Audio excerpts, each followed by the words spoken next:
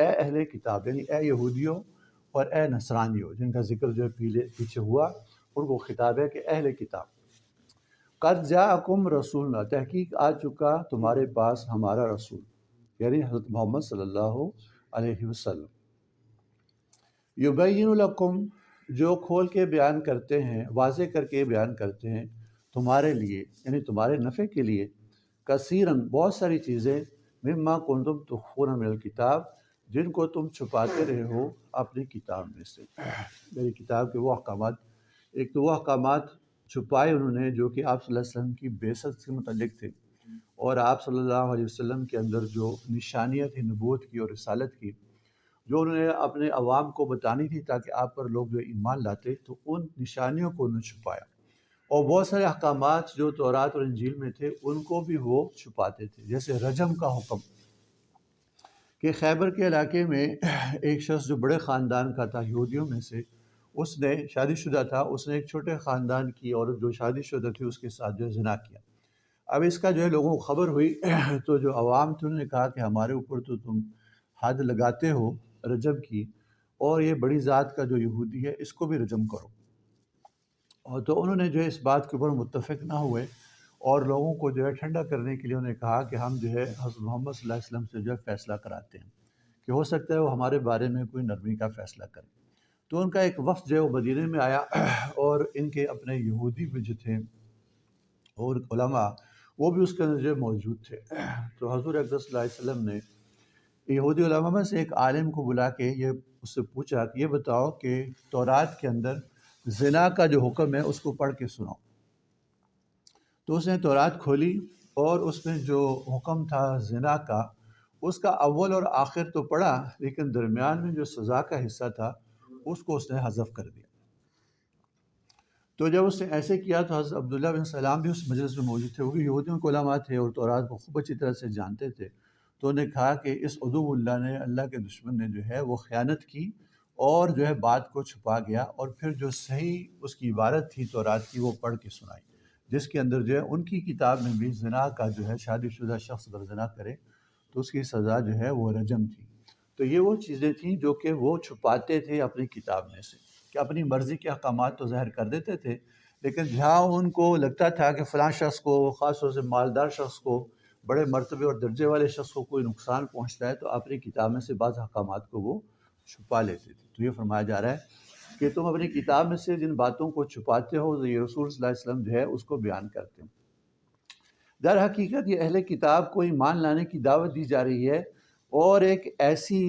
بات بیان کی جا رہی ہے، ایک ایسی یعنی کہ دعویٰ کیا جا رہا ہے جس سے کہ حضور اقدس صلی اللہ علیہ وسلم کی جو صداقت ہے وہ ظاہر ہوتی ہے، کیونکہ ان کے علماء جو ہے اپنی کتاب کی جو علوم ہیں ان کو لوگوں پر ظاہر نہ کرتے تھے، اس کو اپنے اندر چھپا کے رکھتے تھے، علماء تک ہی رکھتے تھے۔ تو حضور اقدس صلی اللہ علیہ وسلم نے ان کی کتابوں کے وہ سارے ہی علوم جن کو یہ چھپاتے تھے ان کے اوپر ظاہر کر دیے، اور بہت سارے جو ظاہر کیے تھے اس کے علاوہ بہت سو کو، جیسے آگے فرمایا یعفو عن کثیر، اور بہت سو کو وہ معاف بھی کر دیتے ہیں، درگزر کر دیتے ہیں، ان کو بیان ہی نہ فرمایا اس لیے کہ اس کا کوئی دینی فائدہ عوام کو نہ تھا۔ تو اس بات سے یہ پتہ چلتا تھا کہ آپ صلی اللہ علیہ وسلم تو امی ہیں، ان پڑھ ہیں، آپ نے تو تورات اور انجیل کو نہیں پڑھا، تو آپ جو احکامات بیان کر رہے ہیں تو یہ محض وحی کے ذریعے سے، اللہ تعالیٰ کے یعنی بتانے کے ذریعے سے اور قرآن کے ذریعے سے جو ہے آپ اس بات کو بیان کر رہے ہیں، تو گویا یہ ہمارے رسول کی جو حقانیت ہے اس کے اوپر بھی یہ دلیل کہ اہل کتاب تمہاری کتابوں کا وہ علوم جن کو تم نے چھپا کے رکھا ہوا ہے، عوام تک نہیں جانے دیتے، تم ہی جانتے ہو، اور حضور اقدس صلی اللہ علیہ وسلم ان علوم کو ظاہر کرتے ہیں، تو یہ اس بات پہ دلیل ہے کہ یہ سچے رسول، یہ تمہاری تعلیمات کو واضح کر کے بیان کرتے ہیں تمہارے سامنے، اور یہ ان کے رسول ہونے کی حقانیت کے اوپر وہ دلیل ہے۔ اور جن احکامات کو وہ یعنی جن کو معاف کرتے ہیں، جانے دیتے ہیں، درگزر کرتے ہیں، اس میں تمہارا یا لوگوں کا، عوام کا کوئی فائدہ نہیں ہوتا، ورنہ یہ جو بیان کرتے ہیں تمہارے سامنے احکامات تمہاری کتاب میں سے بہت زیادہ کو وحی کے ذریعے سے آپ صلی اللہ علیہ وسلم جو ہے وہ جانتے ہیں، اور یہ آپ صلی اللہ علیہ وسلم کی صداقت کی دلیل ہے۔ قد جاءکم من اللہ نور و کتاب مبین، تحقیق آ چکا تمہارے پاس اللہ کی طرف سے عظیم الشان نور و کتاب مبین، اور واضح کتاب۔ نور سے مراد ہے آپ صلی اللہ علیہ وسلم، کہ کہ آپ صلی اللہ علیہ وسلم کی ذات اقدس جو ہے وہ ہدایت کا نور ہے، کہ آپ ایسے وقت میں تشریف لائے جیسے جب کہ ساری کائنات کے اندر جو ہے ضلالت اور گمراہی اور کفر جو ہے اس کی تاریکی جو ہر طرف جو ہے چھائی ہوئی تھی، تو آپ جو ہے ہدایت کا نور بن کے، ہدایت کا سورج بن کے جو ہے کائنات کے اوپر جو ہے قیامت تک کے لیے طلوع ہوئے، جلوہ افروز ہوئے، تو آپ کی ذات جو ہے وہ ہدایت دینے کے اعتبار سے نور ہے۔ اور ایسی کتاب آئی جو کہ واضح ہے، جو حق کو واضح کرنے والی، یعنی ایسا ہی نہیں کہ ہم نے کتاب تمہیں دے دی اور اس کے اوپر جو ہے اس کو سمجھانے اور اس کو سمجھنے کے لیے تمہیں نور نہیں عطا کیا، کیونکہ بعض اوقات انسان کے پاس کتاب ہوتی ہے لیکن نور نہیں ہوتا، یعنی اس کی آنکھوں میں نور نہیں ہوتا، یا جہاں پہ کتاب پڑھی ہے تو ماحول میں نور نہیں ہوتا، کہ ارد گرد جو اندھیرا ہے، کتاب تو کھلی ہوئی ہے، بہت مفید ہے، بہت اچھی ہے، لیکن اندھیرے کی وجہ سے انسان اس کو پڑھ نہیں سکتا، یا اندھیرا تو نہیں ہے، روشنی ہے لیکن اس کی آنکھوں میں نور ہی نہیں ہے، تو اب وہ اس کتاب سے فائدہ نہیں اٹھا سکتا۔ تو دونوں چیزیں ہونی چاہیے، ماحول کے اندر بھی نور ہو، آنکھوں میں بھی نور ہو، تو پھر کتاب جو انسان کو فائدہ دیتی ہے۔ تو اللہ تعالیٰ نے کتاب بھی اتاری جو اپنی ذات کے اندر ہر چیز کو واضح کرنے والی، مبین ہے، واضح ہے، اپنی ذات میں بھی واضح ہے، وہ حق اور باطل کو بھی واضح کرنے والی ہے۔ اور نہ صرف کتاب اتاری بلکہ وہ نور بھی اتارا جس سے کہ تم کتاب کو دیکھ سکتی ہو، سمجھ سکتی ہو۔ یعنی کتاب کو سمجھانے کے لیے آپ کی تفسیر اور آپ کا سمجھانا، آپ کی تشریح کرنا، آپ کے ارشادات اور آپ کی زندگی، یہ اس کتاب کو سمجھانے کے لیے نور ہے، کہ آپ نے اس کتاب کے اوپر ایسا عمل کر کے دکھایا کہ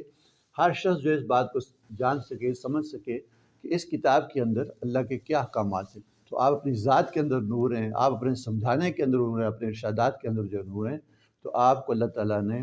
روشنی بنا کر، نور بنا کے بھیجا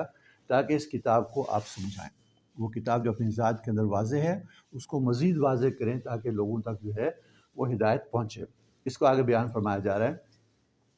یہدی بہ اللہ